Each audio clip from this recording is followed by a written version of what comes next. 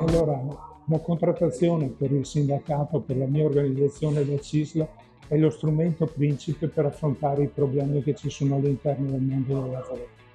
perché è uno strumento,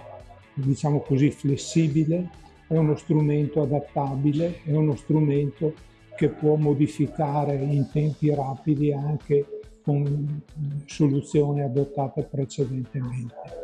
Ovviamente, essendo un'attività che mette a confronto soggetti di tipo diverso, è fondamentale che questi soggetti riescano a capirsi e quindi il tema del linguaggio, sia in termini di precisare quelle che sono le richieste, sia in termini di riconoscere in termini precisi quali sono le posizioni delle controparti, è un elemento fondamentale perché possa